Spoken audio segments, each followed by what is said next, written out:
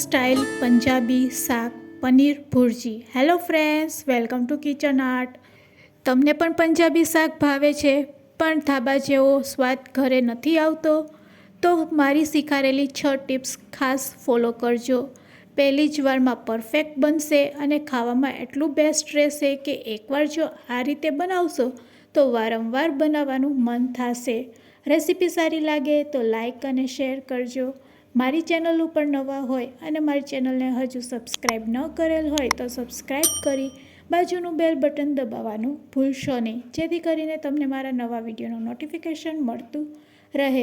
તો સૌ પ્રથમ આપણે મિક્સર જાર લેશું અને મિક્સર જારમાં આપણે સમારેલી 2 મીડિયમ સાઇઝની ડુંગળી લઈ લેશું.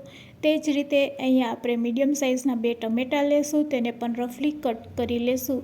ડુંગળી અને ટમેટાનો માપ એક સરખો રાખવાનો છે. તો અહીંયા આપણે ટમેટાને રફલી કટ કરી લેશું અને હવે ટમેટાં એડ કર્યા પછી અહીંયા તમે કાજુના ટુકડા પણ 4થી 5 નંગ એડ કરી શકો છો અને સ્કીપ પણ કરી શકો છો.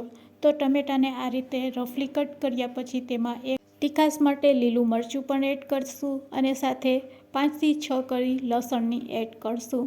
બસ હવે આપણે પેસ્ટ બનાવી લેશું. તો ગ્રાઇન્ડ કરીને આ રીતે આપણે તેની સ્મૂથ પેસ્ટ તૈયાર કરી લેવાની છે. તો અહીંયા આપણી પેસ્ટ છે એ રેડી થઈ ગઈ છે, તેને સાઈડમાં રાખી દેશું. હવે આપણે ગ્રેવી બનાવવાની છે અને આ ગ્રેવી માટે આપણે એક મસાલો પહેલાં તૈયાર કરીશું. તો તેના માટે આપણે મિક્સિંગ બાઉલમાં દહીં લેશું. ફ્રેશ દહીં 2 ચમચી, તેમાં હળદર ચપટી, અડધી ચમચી લાલ મરચું પાવડર અને સાથે અડધી ચમચી ધાણા જીરું પાવડર, સાથે આમચૂર પાવડર અને ચાટ મસાલો પણ આપણે થોડોક એડ કરી દઈશું. ચાટ મસાલો એડ કર્યા પછી અહીંયા અડધી ચમચી લસણની પેસ્ટ એડ કરશું. લસણની પેસ્ટ એડ કર્યા પછી 1 ચમચી જેટલી કસૂરી મેથી લેશું અને હાથેથી ક્રશ કરીને એડ કરી દઈશું.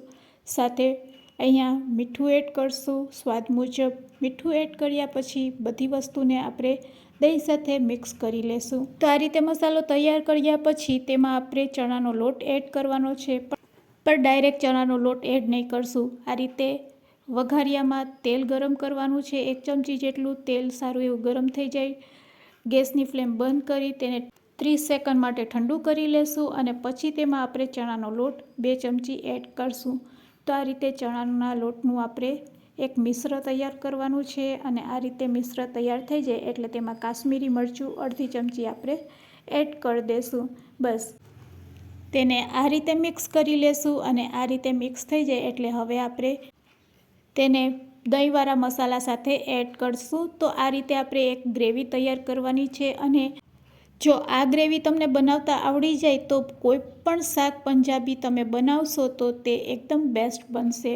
બસ થોડુંક આપણે લીંબુનો રસ એડ કરશું અને ફરીથી તેને સારી રીતે મિક્સ કરશું. તો અહીંયા આપણે ગ્રેવી માટેનું મસાલો તૈયાર છે. તો ચાલો હવે આપણે ગેસ તરફ જઈશું.